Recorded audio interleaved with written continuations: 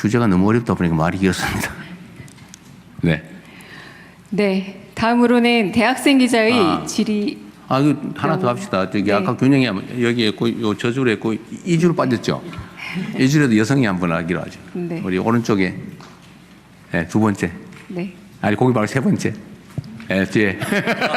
네. 미안합니다. 내일신문 네. 김영선 여성 중에 두 번째. 기자입니다. 네. 네, 저 내일신문 김영선 기자라고 합니다. 그 지난 1년 참, 누군지는 모릅니다.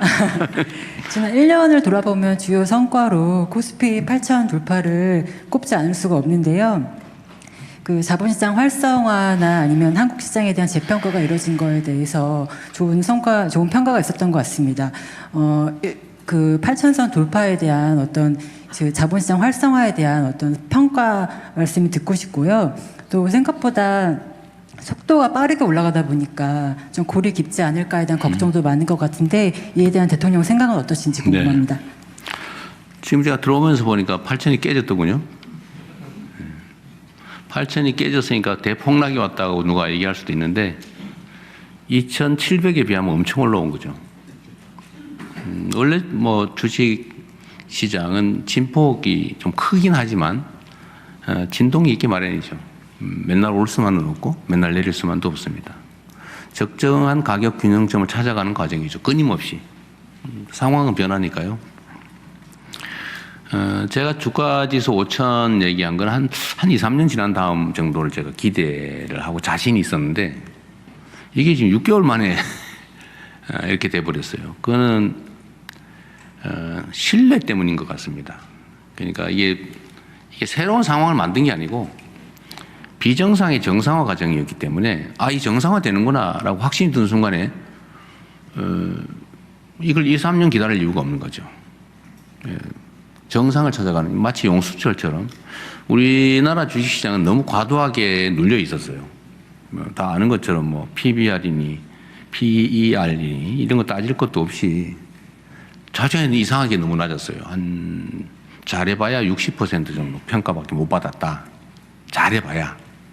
그 예를 들면 이게 비교를 해봐도 지정학적 불안정, 예를 들면 전쟁이나 이런 위험성, 외교, 군사, 안보적 영역의 불안정 때문이라면 대만을 설명할 수가 없죠.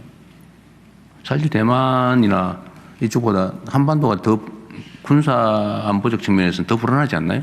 아니 뭐 얘기하면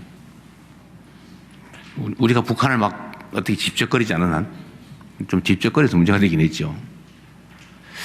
예를 들면 경제 상황은 또 어떠냐? 잘 비정상이었어요. 말이 안 되는 상황이었죠.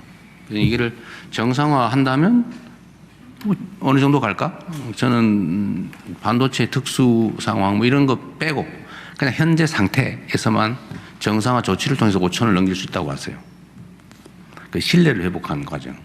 예를 들면 한반도의 지정학적인 불안정성을 완화하는 거, 국가의 산업 경제 정책을 분명하게 제시하는 거, 예측 가능하게 하는 거, 뭐 시장의 주가 조작이니 이런 거 못하게 만드는 거, 앞으로 하면 혼나는구나 라고 생각해서 지난 건 어쩔 수 없지만 앞으로는 최소한 못하게 하는 거.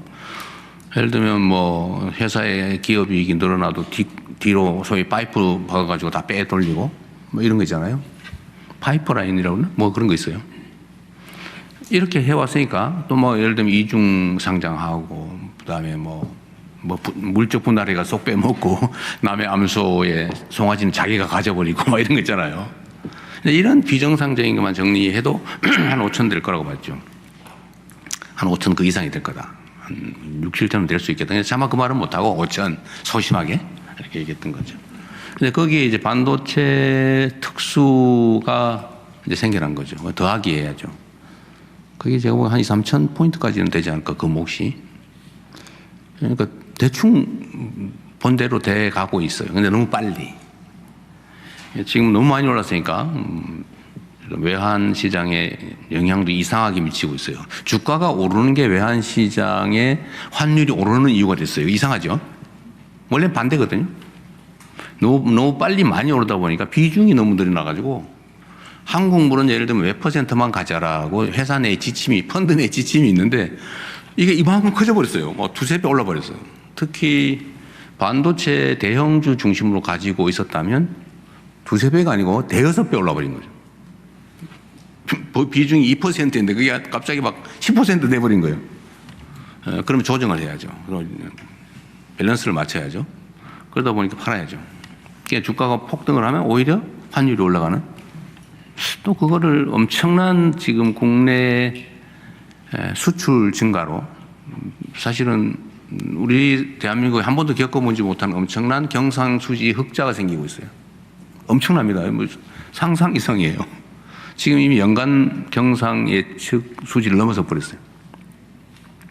그러니까 이런 대한민국 이전에는 겪지 못했던 새로운 상황까지 겹쳐서 주가는 생각보다 빨리 올라온 것 같습니다. 그런데 이익 실현도 좀 해야 되고 밸런스 조정도 좀 해야 되고 또 불안한 사람들도 잠시 쉬었다 가야 되는 것도 있고, 하지만 아직도 저는 약간 저평가됐다고 생각해요. 아직도.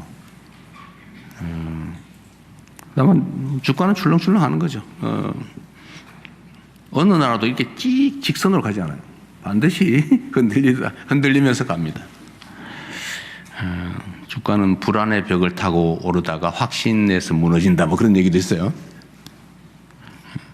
근데 이거 제 오늘 하는 말을 무슨 매매를 결정하는 참고자로 쓰지 말기 바랍니다. 그리고 또 하나 좋은 측면은 우리가 잘 못 느끼는 건데, 주가 상승의 이익을 누가 받냐? 대형주, 반도체주, 잘 나가는 주식 가진 사람만 득받냐? 그건 아니죠. 모든 국민들이 혜택을 보고 있어요.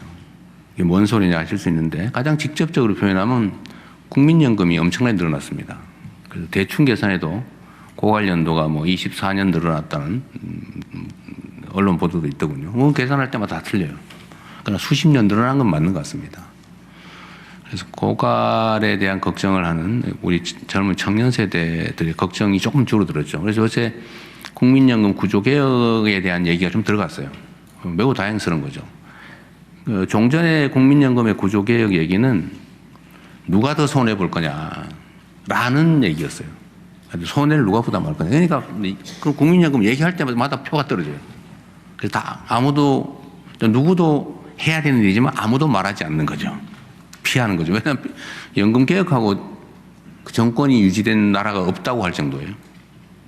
해야 되긴 한데 하면 엄청난 정치적 타격이 와요. 누가 손해를 보거든요. 누가 손해를 부담할 거냐. 근데 그 얘기를 우리가 상당 기간은 안 해도 되게 된 건 참 대한민국 전체를 위해서 바람직한 일이기도 하고 이재명 정권을 위해서도 매우 다행스러운 일이죠. 정말 어려운 의제였는데 국민연금의 평가 가액이 올라간 건 매우 다행스러운 일입니다. 정상화되어 가는 중이에요. 대한민국의 비정상의 정상화의 한 부분이다. 가장 극적인 부분이기도 하죠. 네. 또 한 분 다 했어요?